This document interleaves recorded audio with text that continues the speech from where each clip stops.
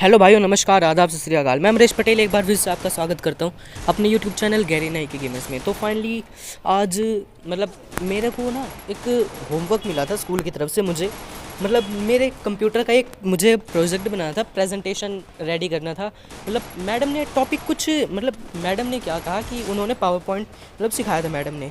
तो उन्होंने टेस्ट लेने के लिए कि कौन बच्चा कितना अच्छा कर सकता है, अपनी थीम्स कैसे डाल सकता है, तो उन्होंने कहा था कि सब अपने घर से प्रेजेंटेशन रेडी करके लाएंगे और टॉपिक कुछ भी ले सकते हैं बच्चे अपने मर्ज़ी से। तो मैंने क्या किया था कि डॉक्टर विवेक बिंद्रा की एक वीडियो थी, डॉक्टर विवेक बिंद्रा, उनकी मैंने वीडियो देखी सुभाष चंद्र बोस की।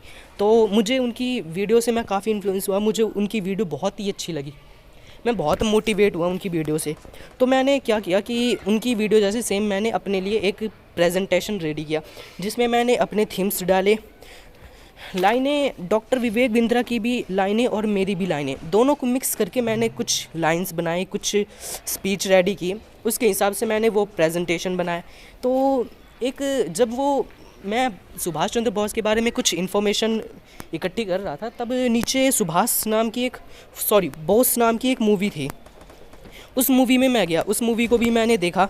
उसमें जो डॉक्टर विवेक बिंद्रा ने अपनी लाइनें बनाई थी ना, उस मूवी से डॉक्टर विवेक बिंद्रा ने लाइनें ली और अपनी लाइनें ली, यानी कि डॉक्टर विवेक बिंद्रा ने उस मूवी की भी लाइन ली और अपनी लाइन दोनों के मिक्सचर से डॉक्टर विवेक बिंद्रा ने वीडियो बनाई। और ऐसे ही मैंने डॉक्टर विवेक बिंद्रा की लाइन से और अपनी लाइन लेके दोनों के मिक्सचर से एक अपनी वीडियो बनाई अपनी तरफ से। तो चलिए मैं आपको अपनी वीडियो दिखाता हूँ।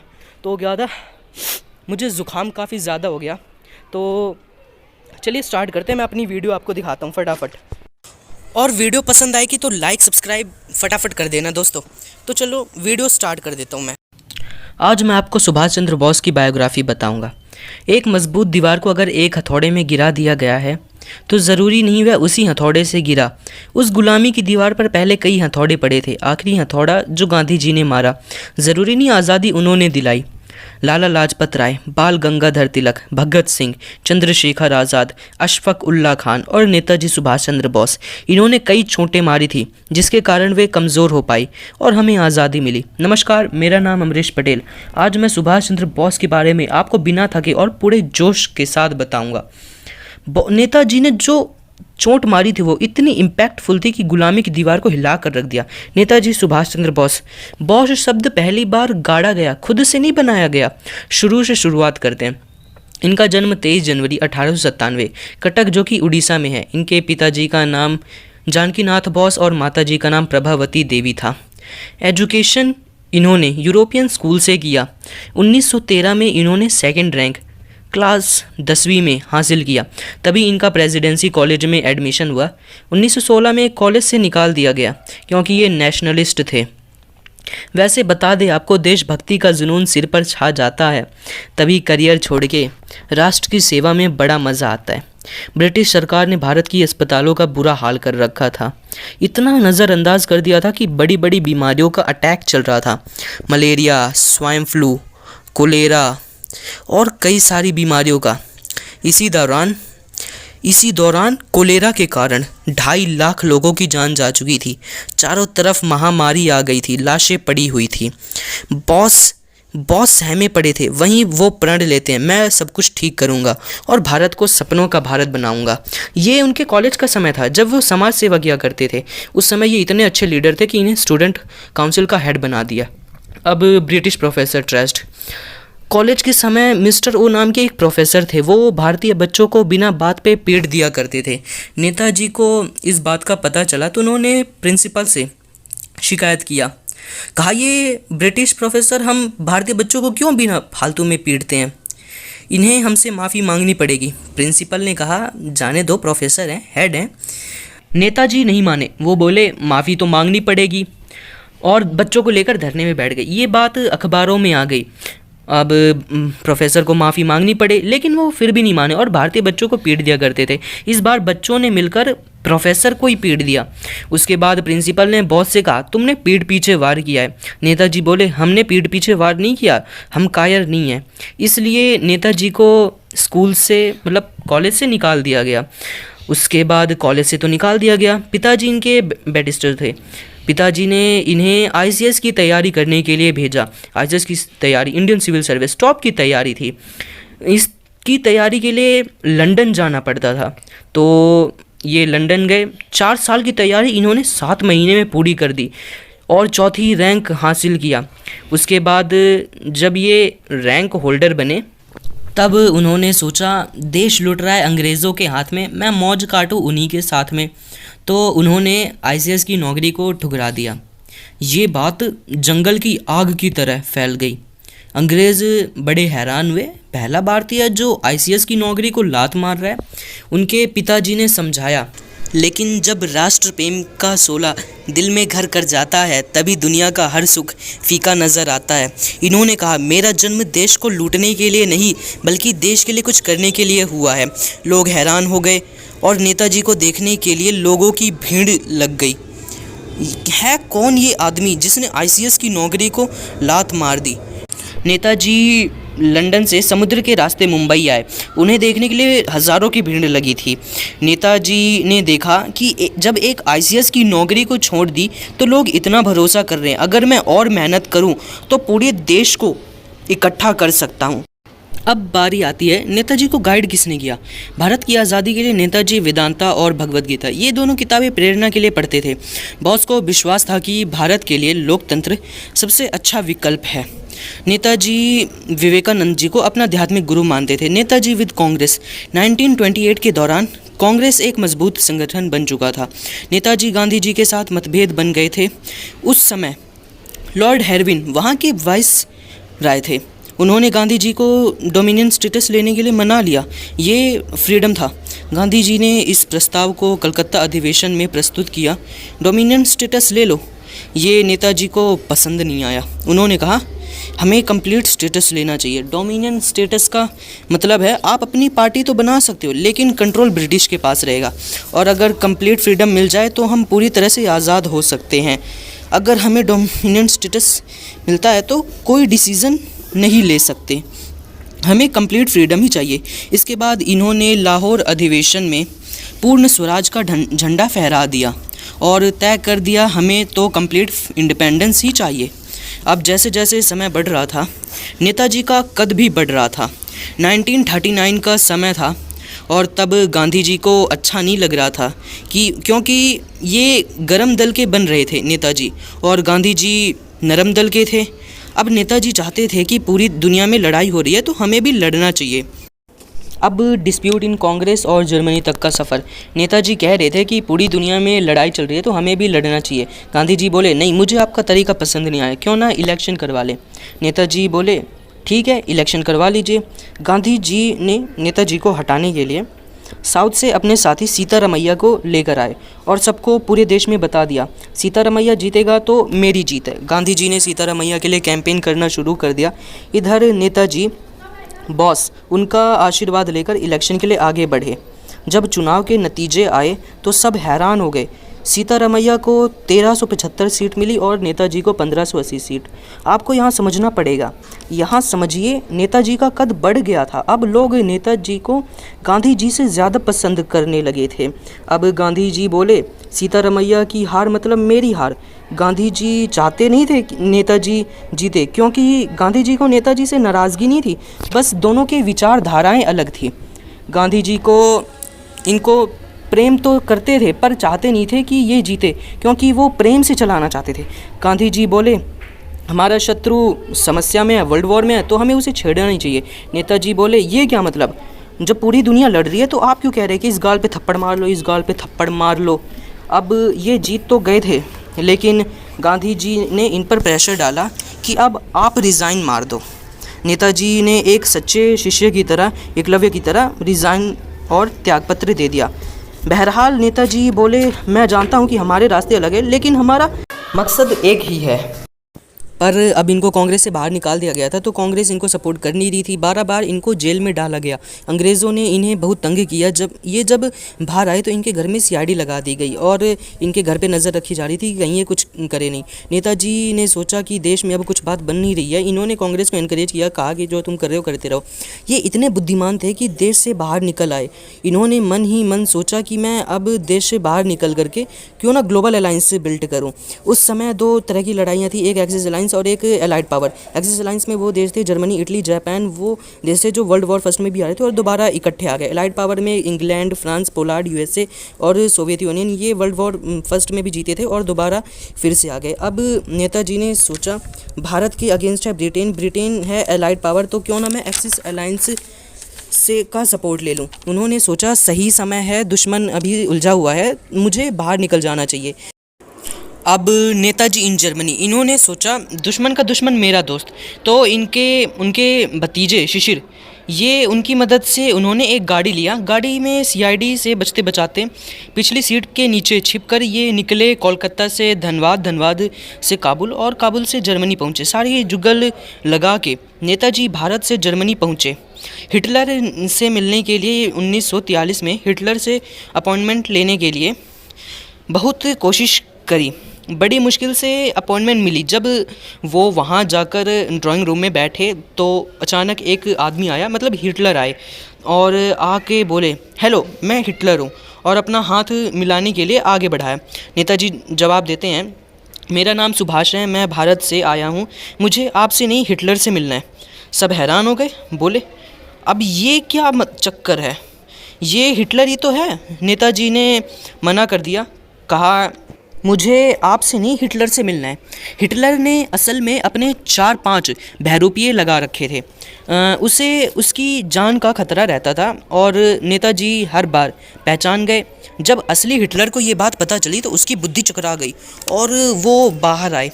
उसके लिए ये पहली बार थी कि पूरी पृथ्वी में पहला आदमी जिसने असली हिटलर को पहचान लिया था। तो हिटलर बाहर आकर के दूर से नेताजी को खड़े होकर बोले और दूर से नेताजी से बोले, बताइए क्या काम है, क्या बात है, क्यों मिलना चाहते हैं। नेताजी मुस्कुराकर बोले, मेरा नाम सुभाष है, मैं भारत से आया हूँ, मैं आपका धन्यवाद करना चाहता हूँ कि आपने मुझे मिलने का अवसर दिया है। हिटलर हैरान हो गया, क्या पहचान गया ये? बिल्कुल ठीक पहचाना। पूछा कि तुमने मुझे पहचाना कैसे? पूरी दुनिया में मुझे आज तक कोई पहचान नहीं पाया, मेरे ये कॉपी पूरी दुनिया में घूमकर काम करके आ जाते थे, तुमने मुझे पहचाना कैसे? नेताजी बोले, मैं आपसे मदद मांगने आया हूँ, आपका स्वभाव गर्वात्मक होना चाहिए और आप आकर पहले हाथ बढ़ा देते थे। मैं उसी वक्त समझ गया कि हिटलर के पास किसी पराधीन देश से, भारत जो कि परतंत्र है, वहाँ से कोई मदद मांगने आया आपसे, तो आपके चेहरे पे वो गर्व नहीं दिख रहा था। तो आपके जो कॉपी थे ये मिसअंडरस्टैंडिंग, मतलब राइट बिहेवियर डिस्प्ले नहीं कर रहे थे। हिटलर की बुद्धि चकरा गई, बोला, ऐसा इंटेलिजेंट आदमी मैं पहले कभी नहीं देखा, इसको क्या बोलते हैं, एक्यूरेंट जजमेंट। और इसके बाद इस मुलाकात से हिटलर इतना प्रभावित हुआ कि उसने जो युद्ध बंदी बना रखे थे, जो 40,000 हिटलर ने अंग्रेज़ों से जीते थे, बंदियों को हिटलर ने नेताजी को दे दिया।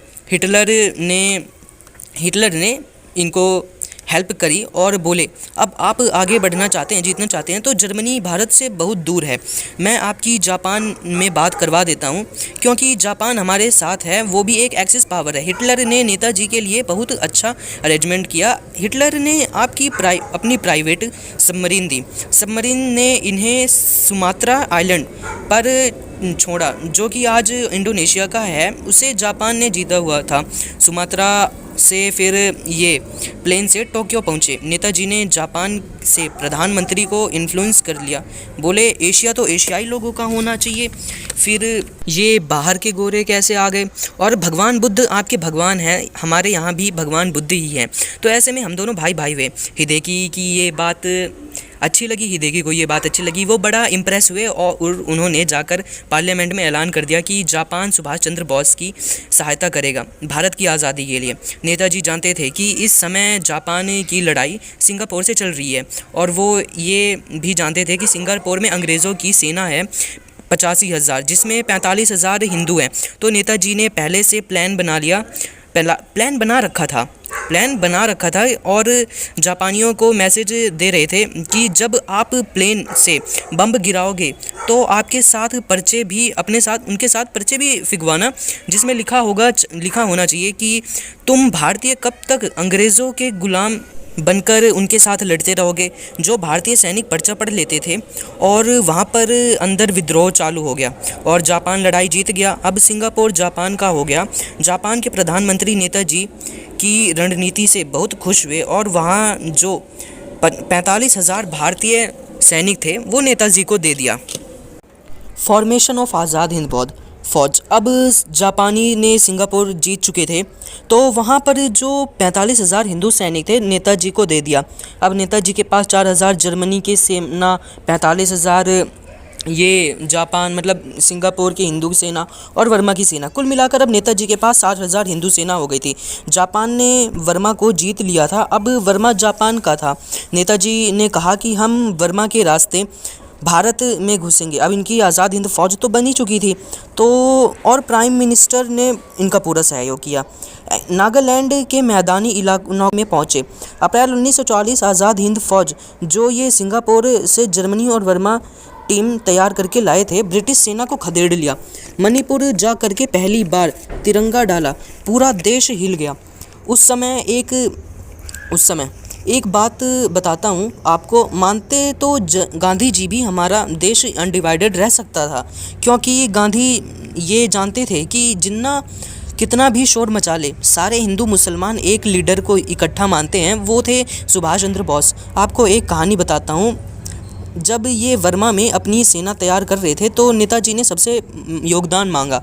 एक मुसलमान व्यक्ति आया, बोला मेरे पास कुछ करोड़ रुपए हैं, वो मैं आपको देना चाहता हूँ। नेताजी बोले तुम अपना सब कुछ मुझे दे दोगे तो अपने पास क्या चलाओगे, अपना घर कैसे चलाओगे। वो व्यक्ति बोला अब घर थोड़ी चलाना है, मेरा पूरा परिवार आपके सेना में है।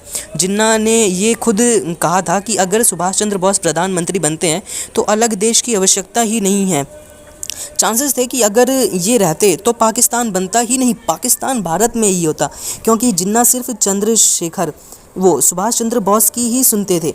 दुर्भाग्य ये हुआ 1945 के वर्ल्ड वॉर 2 में अमेरिका जापान के दो शहरों हिरोशिमा और नागासाकी में बॉम्ब गिरा दिया, जिससे जापान पीछे हट गया। जापान जितना कर सकता था उससे कहीं ज़्यादा सपोर्ट किया भारत को, पर अब पूरा सपोर्ट उसने वापस खींच लिया क्योंकि संभव नहीं था। अब पीछे ही ने आर्म एमिनेशंस और फूड सप्लाई रुक गई थी पीछे से। अब नेताजी इस समय ऑल्टरनेट प्लान को बिल्ड कर रहे थे। तो ये वियतनाम जो कि जापान के पास है, वहाँ से फ़्लाइट लेकर मॉस्को जाना चाहते थे। वर्ल्ड वॉर 2 ख़त्म हो चुका था। हिरोशिमा और नागासाकी के बाद तो इन्होंने सोचा यूएसए के साथ कोई नया अलायंस बिल्ड करूँगा। वो जब वहाँ से जाने लगे, अब वियतनाम से मॉस्को जाते वक्त खबर ऐसी आई कि ताइवान के एयरपोर्ट के पास उनका जहाज़ क्रैश हो गया और उनकी मृत्यु हो गई। मृत्यु का रहस्य मैं आपको बाद में बताता हूँ। अब इनके मरने के बाद ब्रिटिश आर्मी आज़ाद हिंद फौज के अधिकारियों को उनको पकड़कर उन पर देशद्रोह पर मुकदमे चलाए गए। अब सबको पता चल चुका था कि नेताजी अब मर चुके हैं। सबका मनोबल टूट रहा था, लेकिन गुस्सा भी बढ़ रहा था। रॉयल नेवी थी जो ब्रिटिश की नेवी था, मतलब उसमें भारतीय सैनिक भी थे। अंदर से बगावत चल गया। भारतीय सैनिक ने बोल दिया अब हम तुम्हारे साथ नहीं हैं। जब वो सब खबरें आई तो रॉयल एयरफोर्स, ब्रिटिश की एयरफोर्स, इसमें भी भारतीय सैनिक ने वहाँ पे अंदर बगावत शुरू कर दिया। अब बची ब्रिटिश इंडियन आर्मी, वहाँ भी विद्रोह चालू हो गया। भारत में ब्रिटिश की आर्मी थी वो 40,000 थी और इंडियन सोल्जर्स 25 लाख थे। अब विद्रोह के बाद तो सिर्फ 25,000 ही बचे थे। दुनिया भर में लड़ाई करके आ गए थे वर्ल्ड वॉर 2 में इंग्लैंड। अब इनको लगा हमारे 40,000, इनके 25 लाख, क्या हम इनसे लड़ने के लिए 40,000 को 4 लाख करने के लिए इंग्लैंड से सेना आर्मी मंगा सकते हैं? अब वर्ल्ड वॉर 2 के बाद ये पॉसिबल नहीं था। अब ये इन्होंने क्या किया, इसके कारण ये इनके सामने बड़ा काटा था, तो वो भारतीय आर्मी को नौकरी से निकाल रहे थे, तो लोगों में और गुस्सा बढ़ाया। इसके कारण फिर भारत को स्वतंत्र करने की घोषणा कर दी ब्रिटिश ने। उस समय प्राइम मिनिस्टर क्लेमेंट एटली थे। 1945 और 1956 के दौरान प्राइम मिनिस्टर थे क्लेमेंट इटली वही व्यक्ति थे जिन्होंने इंडियन इंडिपेंडेंस एक्ट पर हस्ताक्षर किया था, सिग्नेचर किया था। इन्हीं के सिग्नेचर से हम इंडिपेंड हुए थे। अब मिस्ट्री ऑफ नेताजी सुभाष चंद्र बोस। अब इनके मौत का रहस्य आज तक पता नहीं चल पाया है। इन जनरल जीडी बख्शी ने बताया कि अंग्रेज़ों ने इन्हें टॉर्चर किया और जेल में ही मार दिया। ये एक थ्योरी है। और आगे चल के गुमनामी बाबा बने, ये भी एक थ्योरी है। अगर 18 को, मेरा सवाल ये, अगर 18 को प्लेन क्रैश हुआ तो 23 को खबर क्यों आई? मुखर्जी कमीशन के अनुसार ताइवान में कोई प्लेन क्रैश हुआ ही नहीं था। ताइवान सरकार के पास घटना की कोई दस्तावेज भी नहीं थे। उनके हस्ताक्षर उनकी अस्थि कलश जो कि रैंको मंदिर में रखा गया, उसकी भी डीएनए टेस्ट नहीं करने दिया। इस दुर्घटना पर रिसर्च भी करी शाहनवाज कमेटी 1955, उन्होंने कहा प्लेन क्रैश है। कौशल कमेटी 1970, उन्होंने प्लेन क्रैश ही है बताया। मुखर्जी कमीशन 1999, इसकी रिपोर्ट कुछ समझ में ही नहीं आई। खैर, इनकी मौत का कोई 100% प्रूफ हमें मिल ही नहीं पाया। मैं चाहता हूँ कि वीडियो और बड़ी बनाऊं, लेकिन इतना पता नहीं कर पाया इनके बारे में। अब मैं आपसे इजाज़त लेता हूं, धन्यवाद। तो दोस्तों, कैसा लगा मेरा प्रेजेंटेशन? अगर जो मतलब मैंने इसमें कुछ अपने थीम्स डाले थे, आपको कार्टून सेम जो कार्टून तरह की वीडियो बनाई थी वो डॉक्टर विवेक बिंद्रा जैसी सेम होगी। इनफैक्ट मैंने उसे कट करके बनाया था। तो अगर जो मतलब मेरा प्रेजेंटेशन अगर जो आपको मेरा पसंद आया होगा तो फटाफट कमेंट करके बताना कि प्रेजेंटेशन कैसा था। और लाइक तो बनता है, मतलब डॉक्टर विवेक बिंद्रा की वीडियो देख के आप उन्हें करोड़ों लाइक दे देते हो, लाखों व्यूज़ लाते हो, तो कम से कम मेरे लिए 1000 तो कर ही सकते हैं ना, मतलब 50,000 तो पार करवा ही दीजिए प्लीज़ दोस्तों। तो इनफैक्ट अगर जो प्रेजेंटेशन नेक्स्ट, मुझे लगता है एसएसटी का भी मेरा प्रेजेंटेशन रेडी करना होगा। तो अगर जो एसएसटी का प्रेजेंटेशन रेडी करना होगा ना, तो मैं फटाफट एसएसटी का भी प्रेजेंटेशन बना के आपको दिखाऊंगा। तो आप सोच रहे होंगे कि ये तो मतलब फ्री फायर का चैनल, मैं अपना थोड़ा सा थीम्स आपको दिखाना चाहता था। तो ठीक है दोस्तों, अगर जो वीडियो पसंद आए तो लाइक सब्सक्राइब कर। मैं दोबारा बोल गया। ओके बाय गाइस दोस्तों।